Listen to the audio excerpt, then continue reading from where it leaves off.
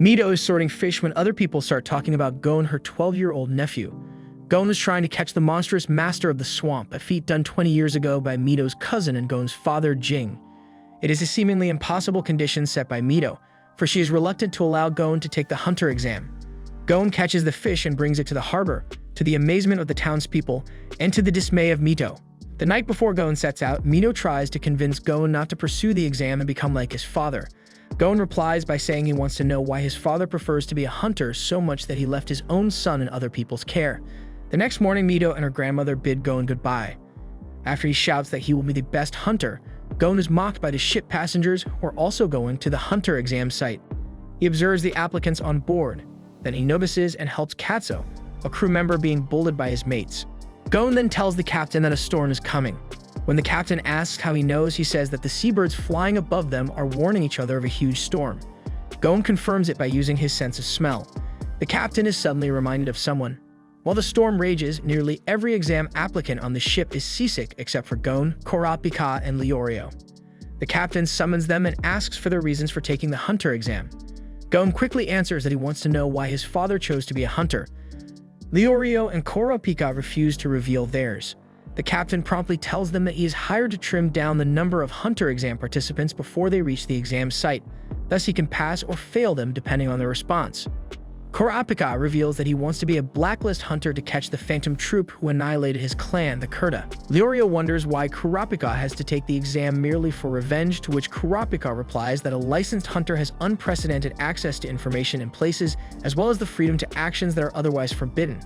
Leorio then states that he wants money and the comfort and luxury it brings, like huge fortune and free use of public amenities. Kurapika comments upon his statement, and Leorio is ticked by Kurapika not properly addressing him, as Leorio said several times already. He insults Kurapika's clan as disrespectful. This sparks animosity between the two and they go out to the deck to duel. Meanwhile, the crew members try to stabilize the ship when Katsuo is tossed and is about to fall from the ship, to which Leorio and Kurapika witness in horror. Suddenly, Gon jumps out of the ship to catch Katsuo, and the other two promptly catch Gon's legs. The captain is impressed with them and he promises to bring them to the port nearest to the exam site. Upon reaching Dull Harbor, the captain tells Gon that going to the cedar tree at the top of the hill behind the city will lead them to the exam site. Gon relays the information to Kurapika and Leorio and they consult the map. They learn that the cedar tree is the opposite direction of Zebin City, the hunter exam site. Leorio says that there is a bus that directly goes to the city. Gon chooses to go towards the direction of the tree. Leorio bids goodbye as well and walks towards the bus stop when he overhears two senior applicants talking about the bus ride as merely a trap for new applicants. Leorio joins the other two and they reach a small deserted town. Leorio comments that there is nobody around there, but Gon plainly states that there are plenty of them. A group of masked people appear and block the way with a stage where an old woman sits. She tells them that they have to undergo the quiz in order to reach the cedar tree. She posts a riddle requiring them to choose between two possible answers and giving the answer within 5 seconds. The three are taken aback by the question, for it is something that has no correct answer. Unfortunately, refusing to partake in the quiz will disqualify them from taking the exam. A scheming participant who overheard the conversation between the captain and Gon has followed the three and goes ahead to answer. The masked people let him by as he continues up the road. The old woman then poses a similar question to the three, angering Leorio even more. When the time is up and no one has given an answer, Leorio angrily grabs a wooden stick to hit the woman, but is stopped by Kurapika. Kurapika tells Leorio to calm down, for he will waste the correct answer, which is silence. A door to a tunnel opens, and they are instructed to meet the navigators living in a house by the cedar tree. Upon reaching the cedar tree, they find the navigators, a couple, being attacked by a shape-shifting creature, the Kuriko. While Leorio tends to the wounded man, Gon and Kurapika go after the Kuriko who kidnaps the woman. They are able to keep up with the Kuriko and Gon hits it with his fishing rod. The Kuriko drops the woman and is saved by Kurapika, but he notices a tattoo on her arm and becomes wary of her real identity. Leorio comes, stating that he has given the wounded man painkillers. Kurapika then attacks him. The fake Leorio turns out to be another Kuriko in disguise and asks how Kurapika knew. Kurapika states that even if he was Leorio, he would have still hit him for leaving a wounded person alone. The Kuriko leaves and Kurapika asks the woman who she really is. Meanwhile, Gon loses sight of the Kiriko momentarily, then it appears and he follows it. He loses sight of it again, then the Kiriko jumps from a tree and corners Gon. Gon is about to be hit when he flatly says that the Kiriko is not the one he is pursuing. The Kiriko laughs hysterically and calls out its partner. The three applicants reunite and the couple reveals themselves to be the offspring of the two Kirikos. They pass the three due to their unique characteristics and fly them to the exam site. Gon, Leorio, and Kurapika arrive at Zabin City and Gon is fascinated by the bustling selling and trading businesses there. They stop where a high-rise building stands, the three thinking it's the exam site. The navigator leads them to a small restaurant beside it instead. The navigator orders something from the chef, who tells them to go to the back room. The order turns out to be the password to the back room, which is actually an elevator that goes 100 floors underground to the tunnel where applicants wait. When they reach the tunnel, they are given identification numbers by Beans. Later, they are befriended by Tampa, also known as the Rookie Crusher. He tells them about the other applicants. The most notable is Hisoka, who merely killed an examiner from last year's examination. An applicant bumps into Hisoka without apologizing, and Hisoka does something that makes the applicant's arms disappear. Tampa then offers the three juice with laxatives. Gon and Leorio quickly detect that there is something wrong with the juice, saying that they might be expired already. Another rookie applicant, Killua, approaches Tampa and asks for another can of juice. He drinks it, then tells Tampa that poison does not affect him. Sadats, the first examiner, introduces himself and tells the participants to follow him through the tunnel as part of the first exam phase. The applicants have run continuously for 2 hours, a distance of over 30 kilometers from where they came from. Leorio starts to get exhausted and he becomes irritated when he sees an applicant using his skateboard. He sees it as a mockery of the hunter exam, but Gon defends the applicant, saying that the examiner just told them to follow him, without forbidding them to use whatever means. The applicant takes an interest in Gon and asks for Gon's age. Upon learning that they are of the same age, he jumps from and catches the skateboard with a maneuver, starts running alongside Gon, and introduces himself as Killua. Leorio, completely exhausted and covered in sweat, was on the verge of surrendering, and the rarity of rookies passing the exam was all the more affecting his enthusiasm. The urge to give up was approaching him until he looked at Gon, who had decided to wait till Leorio wills to move forward. Killua is waiting for Gon and tells him to forget Leorio and just continue, but Gon does not even move an inch, to Killua's incredulity. Leorio gains the motivation to catch up with the rest of the applicants and starts running even ahead of Gon and Killua. Sadat starts increasing his pace when they reach 80 kilometers, marked by a long, wide staircase. Leorio now catches up with Kurapika, who asks him if he is alright. Kurapika then asks Leorio if he really is after money, because he doesn't see Leorio as such a shallow person. Eliciting no answer, Kurapika shares to Leorio about the scarlet eyes of the Kurta clan as the reason for his clan's demise. Claimed as possessing one of the 7 most beautiful colors in the world and prized by people as rare, wealthy people, as well as thieves like the Phantom Troop, want to get their hands on the remaining pairs. Kurapika plans to become a blacklist hunter and be hired by wealthy families to get access to the black market, be able to collect his clan's eyes, and also avenge them from the Phantom Troop. Kurapika prods Leorio about his reason to be a hunter, but he says that he really is after the money. Leorio snaps back that his friend would not have died if he had money, then becomes embarrassed by the revelation and turns away. He wants to be a doctor to treat poor children for free, but realizes that he has to gain much more money to be able to study. Gon and Killua also share their reasons for taking the hunter exam. Killua joined for fun, thinking that the exam is challenging enough. Gon wants to be a hunter like his father. They agree to have a race to the exit, and the one to win will pay for dinner. They arrive at the exit ahead of Sadats. Other applicants come and Sadats introduce them to the location as the Milsey Wetlands, also known as the Swindler's Swamp. He had just warned them about the creature's creative means to fool their victims when a man shows up and drags with him an unconscious ape with a face like Sadatsi's.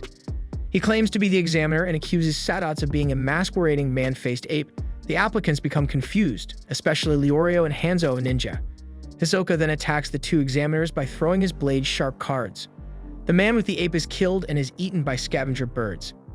However, Sadats catches the cards with his bare hands, proving himself to be the real examiner, and warns Hisoka not to attack him again, lest he wants to be disqualified. He then tells the applicants to follow him into the swamp. As the applicants run through the Milsey Wetlands, Killua urges Gon for them to run ahead. Gon agrees so they can follow the examiner closely. Killua is more concerned with distancing themselves from Hisoka, for he senses his bloodlust, saying that he can smell it in the air. Kurapika and Leorio witness many of the applicants ambushed by several of the creatures. Gon and Killua are captured by a large frog in waiting who stays underground and swallows anyone who steps on a piece of ground that sits upon its open mouth. The frog then spits them out after Killua spills inside the frog the spiked drinks Tampa gave them. Kurapika and Leorio have lost sight of the front runners. They run into some applicants surrounding Hisoka, telling him to discontinue taking the exam for he is too dangerous to become one. Hisoka promptly finishes nearly all of them with a circular sweep of his card. He hurls killer cards onto the leader and turns his attention to Kurapika and Leorio. Meanwhile, Gon notices that the two are still nowhere near and leaves Killua to search for them. Kurapika and Leorio choose to escape by running in opposite directions.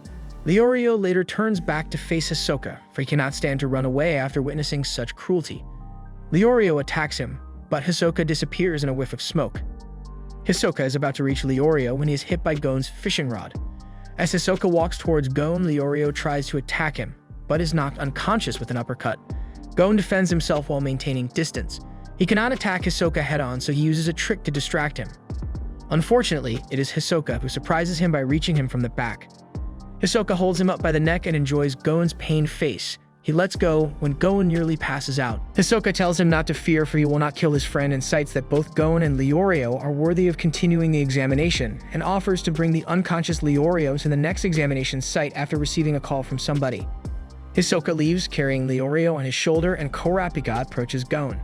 Gon and Kurapika follow Leorio's scent to reach the next site. Gon admits to Kurapika that it is his first time to feel such fear, but it has made him also excited. Meanwhile, there are only 148 applicants left. Gon and Kurapika reach the gate to the next exam site and look for Leorio. Gon feels chills, then sees Hisoka pointing to Leorio sitting under a tree. Leorio is dazed and he cannot remember the encounter with Hisoka and how he got hit in the face. Gon and Kurapika opt not to tell him what really happened. Sadats bids goodbye and the gate opens to reveal a mansion with a sprawling garden that is set up for cooking. Menshi and Buhara introduce themselves as gourmet hunters and examiners. Menshi states the second phase involves cooking, making the applicants laugh and disparage both the examiner's profession and the test that's given. After they all fail to pass the test, Sadats contacts the committee about the situation. An airship hovers above the site as an elderly man jumps from it, landing on 2 feet, creating a crater. Menshi acknowledges him as Chairman Netero. The chairman proposes that Menshi thinks of another task and she has to show them how to do it. Menshi requests the chairman to bring them all to Split Mountain, where spider eagle eggs are located. The retest involves getting the so-called dream eggs dangling on webs at the ravine. Menshi even demonstrates how to procure the eggs by jumping onto the ravine and dangling on the webs, getting the eggs without falling and timing the jump so she would be carried up by an updraft. The applicants who are not fazed by the task jump to get the eggs, failing to realize that they should have waited for the updraft. The other applicants rely on Gon's senses, who signals when to release their grips from the webs. They cook the eggs and find them delicious. Only 42 applicants remain. The examinees and examiners board the airship and Chairman Netero is formally introduced to the examinees. Beans, the chairman's secretary, announces that the airship will arrive at the site of the third phase the next morning at 8 a.m.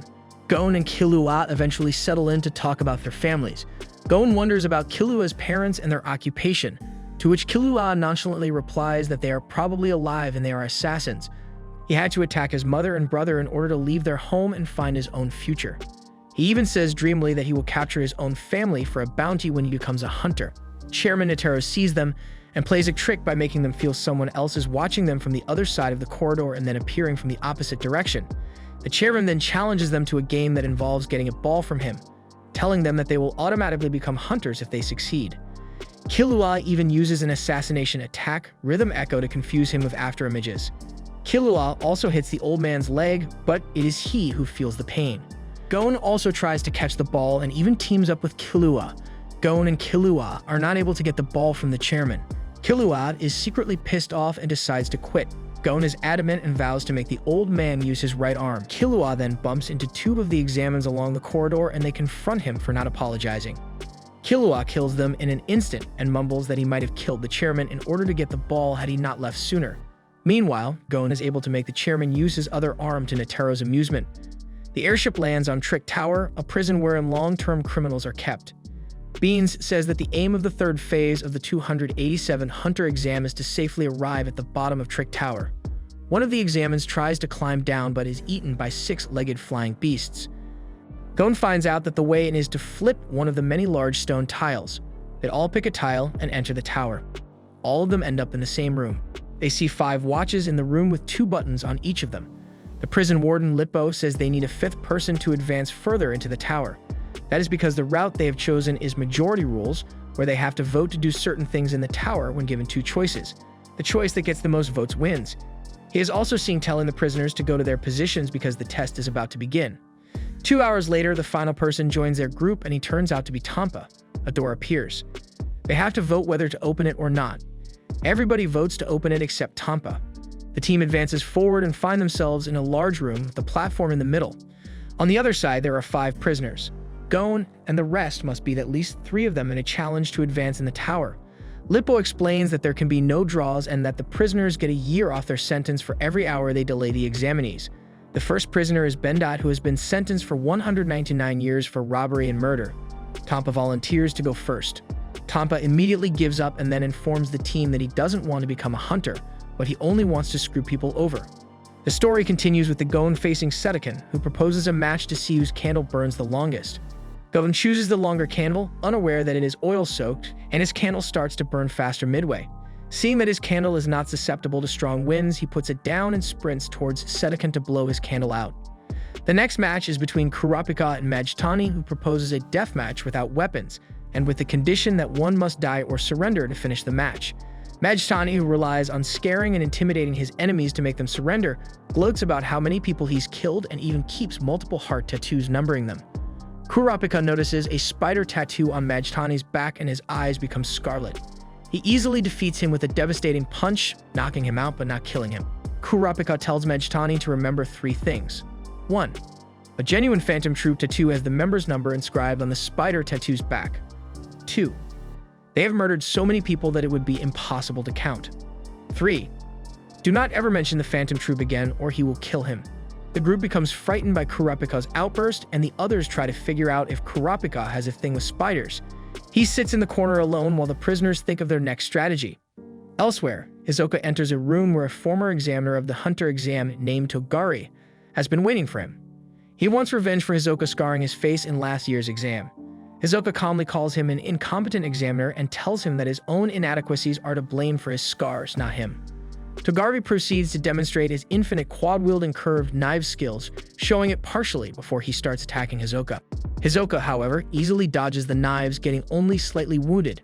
Togari tells him that he has nowhere to run and will be cut until he dies. Hisoka quickly learns the pattern of his attack and gracefully catches 2 of the blades before they hit him. He admits it would be impossible to stop Togari's attack and that the only way to do so is to grab his blades. It took Togari half a year to learn how to catch and throw those blades. Hisoka tells him that catching the blades was easier than he would have thought, and that he appreciates his futile efforts. He quickly dispatches of Togari by decapitating him with his own blades. Hisoka then moves on to become the first to pass the 3rd phase of the Hunter exam, taking 6 hours and 17 minutes. Meanwhile, a prisoner named Lerut bets against Leorio whether Majtani is alive or dead, using their time as credits. She proposes to use their remaining 50 hours each and continue until one party has no more time credits to bet. As a consequence, if Leorio loses, his team has lesser hours to escape the tower, but if Lerut loses, the time will be added to her sentence. Leorio agrees to the match and bets 10 hours that Majtani is alive. He and Lerut check the prisoner and confirm that he's not dead yet. Fast forward, Lerut successfully wins the next 3 bets, reducing 50 hours from the examens, allotted time to escape Trick Tower. Her sentence is also reduced by 50 years. The last match will be Jonas vs Killua. As Lippo starts to remove Jonas' handcuffs, the other prisoner starts to take a step back to avoid him. Jonas removes his face cover, much to Leorio's alarm when he recognizes him, and he strongly advises Killua to back down. However, Killua ignores him and both of them enter the platform. Killua then asks how should they settle this match, which Jonas replies that he does not care about the exam and that he just wants to kill him. Killua innocently answers that the one who loses will die. Before Jonas can even make a move, Killua has already ripped his heart out in an instant, shocking everyone. Jonas pleads him to give his heart back, but in a matter of seconds, he's dead. A small path suddenly appears which leads them to a small room that they must wait in for 50 hours.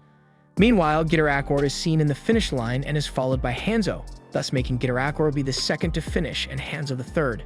Beretta manages to make it to the bottom of the Trick Tower before the time runs out and thus becomes the 4th person to finish the 3rd phase. With 40 hours left in the room, Gon and Killua keep themselves entertained by doing many things. Time continues to run until there is only 1 minute left. They all stand in front of the door, waiting impatiently.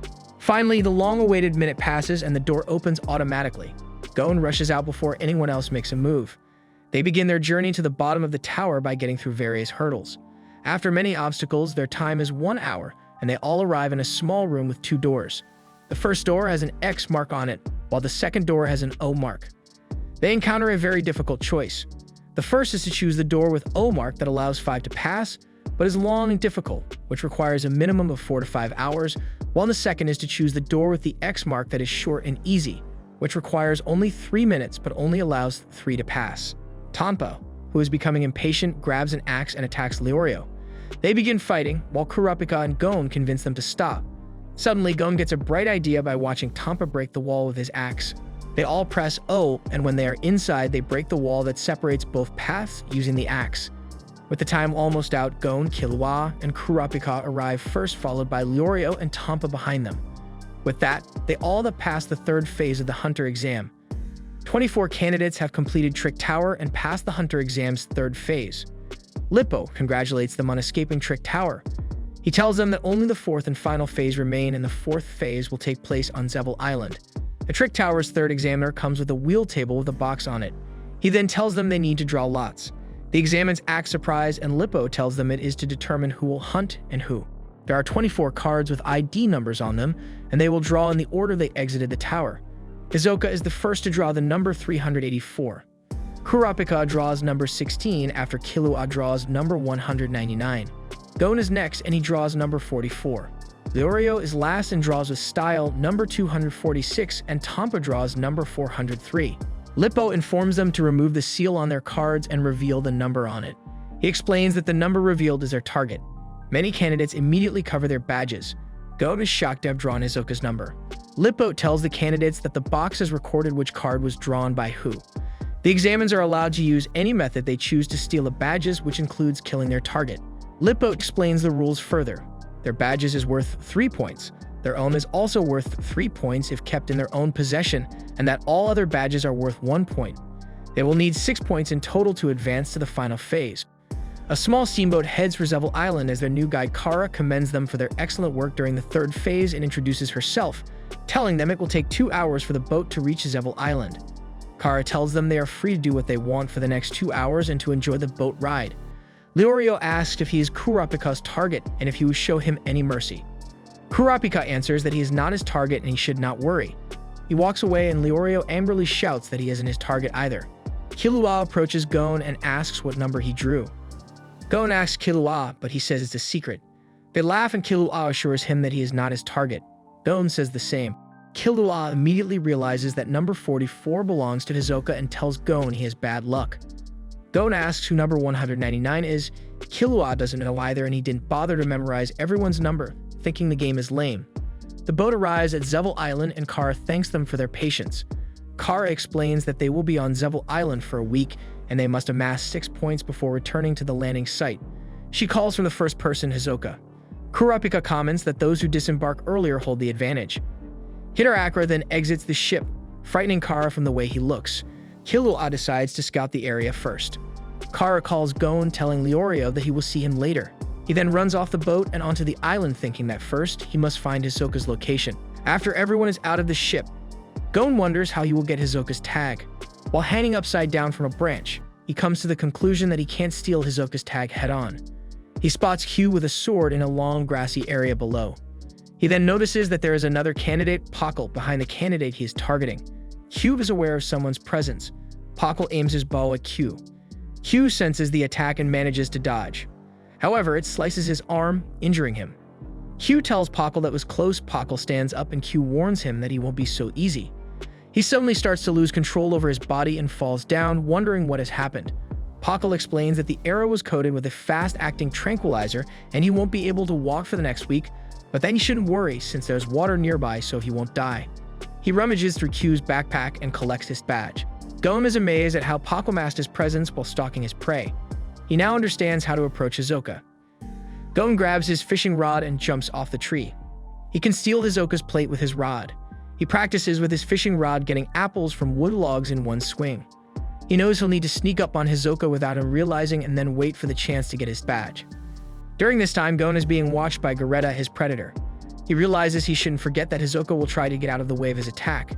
He decides to try to catch a bird by observing how it moves, or he'll never be able to catch Hisoka's tag. He tries the first time but fails. Meanwhile, Leorio walks through the dark forest, wondering whose number he has. Kurapika, on a cliff, looking at the sunset, decides he should probably stay in one place. The next day has now arrived and we see Gon washing his face in the river. Gon realizes there may be a moment when his opponent will target another and he will be able to intervene. He finally manages to catch a bird, which is about to catch a fish, that is about to catch a fly. Gon is overjoyed. Loretta, who has been watching him, is surprised that he has actually mastered the art of hunting. However, his intense concentration will be his undoing. Gon notices that his hands are drenched in blood and blistered from practicing for 2 days straight. The scent of blood attracts hemotropic butterflies. Gon then recalls seeing Hisoka wounded on his shoulder from Trick Tower. He takes advantage of this by using the hemotropic butterflies to lead him to Hisoka's location. Gon finds Hisoka and sits quietly in bushes to hide his presence, waiting for the right opportunity to strike. Meanwhile, Leorio has a run-in with Tampa. Tampa is collaborating with Somi to steal badges. However, Kurapika halts Tampa, and they proceed to tie him up and leave him on a random rock with a sign behind him reading, "Please do not feed." They soon catch Somi and his pet monkey too. Leorio receives his badge back and Kurapika takes Tampa's badge, having a total of 6 points to clear the 4th phase. At the break of dawn, Hisoka senses someone nearby in the bushes and he proceeds to walk towards them. Gon thinks that Hisoka notices him, but it turns out to be Goz. Goz challenges Hisoka to a duel, allowing Gon an opportunity to strike while Hisoka is attacking his prey. Goz relentlessly attacks while Hisoka dodges effortlessly. Goz collapses from a fatal wound he received before confronting Hisoka. Hisoka knows Goz wanted to die in battle, but even so, he still refuses to fight him, because in Hisoka's eyes, Goz is already dead. Goz enraged bolts towards Hisoka, but out of nowhere, he's struck down by Gitarakor's needles, instantly killing him. Gitarakor removes the pins from his face, morphing into another one, and is revealed to be a comrade of Hisoka. He gives Hisoka another's badge, and having 6 points of his own to pass the 4th phase, he digs a hole and decides to sleep on it until the final day. On the evening of the 2nd day, Hisoka begins to search for his target and comes across Leorio and Kurapika. Hiding in the bushes, still stalking Hisoka, Gon awaits when he can attack. Unbeknownst to Gon, however, Hisoka has found his own prey in Kurapika and Leorio. He runs after Hisoka, torn between what to do: help them or stick to his plan to steal Hisoka's tag. He quickly picks the more honorable choice, helping his friends if they need it. Hisoka greets them, leaning on a tree. He asks for their badges, needing 2 points, and Leorio quickly refuses. Kurapika figures they must not be his target, so he begins to negotiate. He tells Hisoka the badges he has, but neither are helpful, filling the air with more and more tension. Gon awaits nearby, eavesdropping on the conversation. Kurapika offers the badge that has no meaning for him, and if that still is not enough, he challenges Hisoka to take the others by force. Hisoka merely laughs at their feeble threat and accepts the initial deal. Kurapika leaves the badge in a tree and leaves with Leorio. Gon sits frozen behind a tree still, ripping onto his fishing rod and sweating. Hisoka comments to himself he is happy about their progression, but they still have much to learn. Gon becomes anxious from the thought of the next person Hisoka meets not fighting either when suddenly, Hisoka's killing intent drastically increases. It scatters the nearby animals and frightens Gon to no end. Hisoka's bloodlust has risen to a point that must be satisfied. The next day, after Hisoka hunts his next victim, Gon begins to follow once again. He believes whoever Hisoka runs into next will be attacked no matter what, so he runs ahead to find them. He spots Agon heading in the opposite direction of Hisoka and picks a vantage point. His nerves begin to sway as his heart beats out of his chest. He knows he must completely hide his presence while taking deep breaths. Just then, Hisoka stops, sensing someone. It is Agon. He dashes forward, an insane look on his face. Agon sees Hisoka almost too late and draws his sword. Gon readies his fishing rod, anticipating the attack. Hisoka takes out one of his cards and shouts a chilling scream. Gon wins back his fishing rod and let it loose.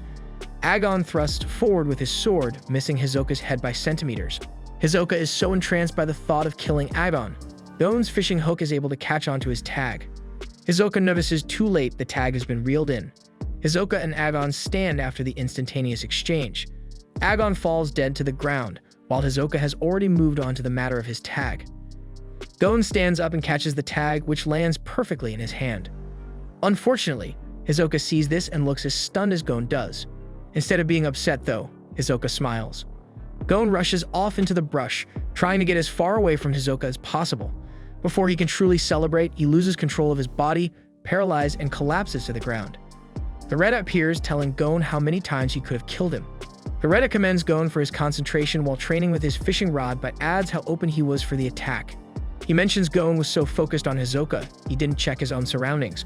He takes both Hisoka and Gon's tags and leaves. Gon is left alone with his shame of losing. Not a moment later, Beretta falls dead next to Gon. Hisoka stands over him with a smile on his face, expressing how impressed he is with Gon's ability to hide his presence, his timing, and attack. He drops Gon's and his own tags, giving them back to Gon for a job well done. Beretta was Hisoka's target, so he no longer needs his, but Gon doesn't want Hisoka's tag in this way. Remarkably, Gon is able to stand with a paralyzing drug that lasts 10 days for normal people.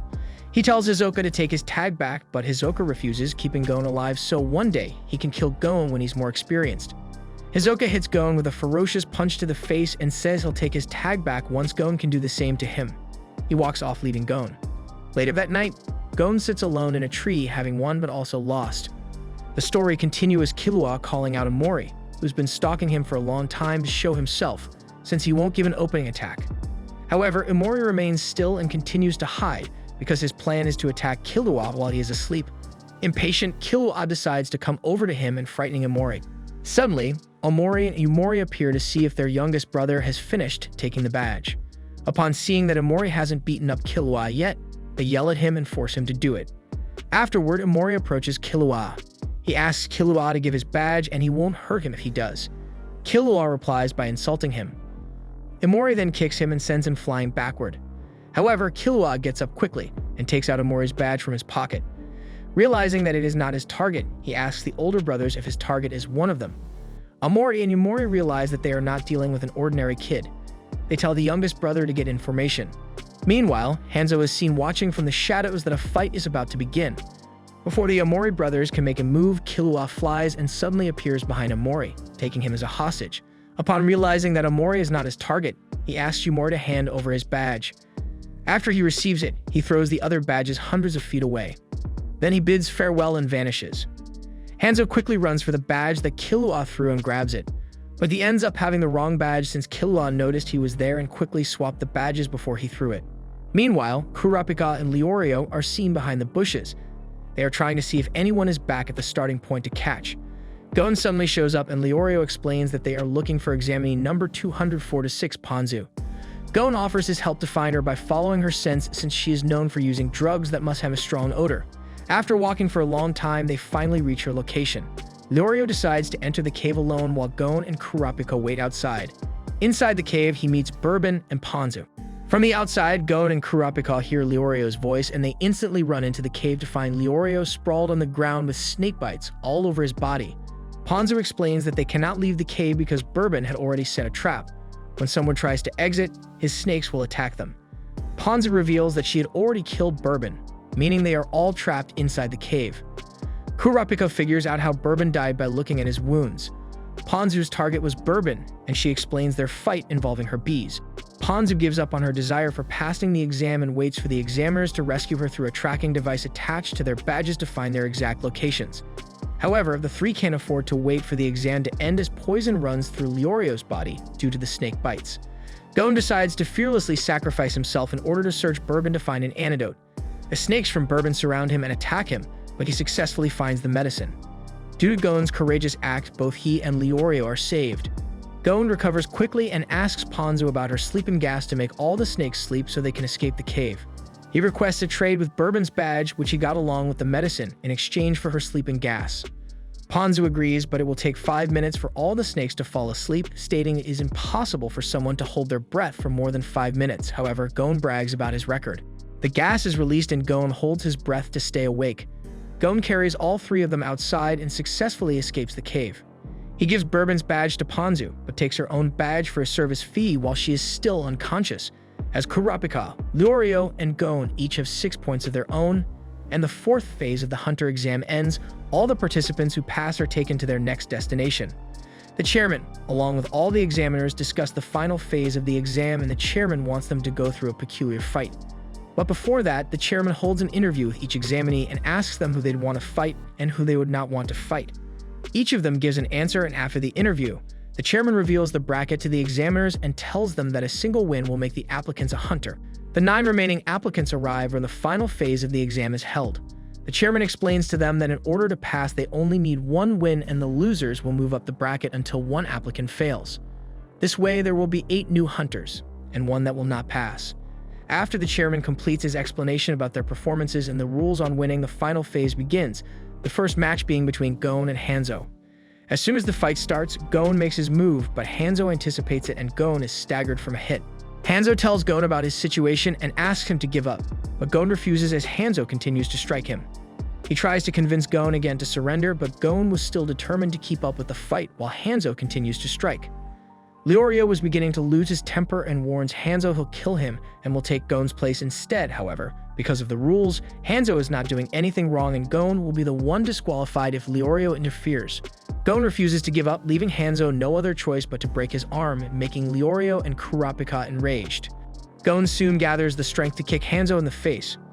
However, Hanzo recovers and pulls out a sharp weapon from his sleeve and warns Gon that he'll cut his legs off if he doesn't surrender.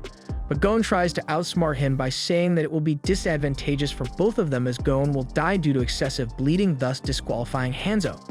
But Hanzo outsmarts him back, saying that therefore he just needs to apply again next year.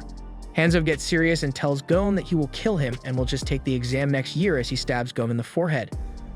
Gon speaks about his father, that he is a hunter and one day he will find him, but if he gives up now, he may never find him. On seeing the unwavering determination in Gon's eyes, Hanzo concedes defeat, making Gon the winner of their match. However, Gon refuses to accept the way he won and keeps pestering Hanzo about his decision. Out of utter annoyance, Hanzo delivers a hard punch, knocking Gon unconscious. Gon is the first applicant to pass the 287th Hunter exam. Gon awakes from sleep with Sadat sitting beside his bed. Sadat congratulates Gon on passing the Hunter exam through a handshake, but Gon is not content on the results and declines. Sadat explains to him that he already passed the exam and can no longer fail. He presents the Hunter license, adding that whatever he wants to do with it, it's up to him and his decision. After hearing this explanation, Gon accepts the Hunter license and finally shakes Sadat's hand. Sadat tells Gon that the exam is over and tells him that the one who failed was Killua. Gon is eager to know the cause of Killua's failure, and Sadat tells him about all the matches held after his fight with Hanzo. After revealing the applicants who passed and how each match unfolded, Sadat tells Gon what happened in the match between Killua and Gitarakor. Learning that Gitarakor is actually his older brother, Illumi, Killua was shocked as Illumi told him he's not fit to be a hunter, but an assassin. Killua told his brother that he doesn't care about having a license and that he just wants to be friends with Gon. Upon hearing that Illumi intended to kill Gon, for he will only be a hindrance to Killua on his path to becoming a full-time assassin. Illumi then walked toward the exit to go to the room where Gon was resting, but Hanzo, Kurapika, and Leorio stood up in front of the door to stop Illumi. He approached his brother Killua and asked if he wanted to continue the match. Killua surrendered in fear of his brother and the situation of his friend. After Illumi won, he told him that he was just lying about killing Gon. Afterward, the match of Botaro and Leorio took place. Killua suddenly appeared behind Botaro and killed him, resulting in his disqualification and failure of the exam. The end. If you enjoy this video, subscribe for more amazing recaps.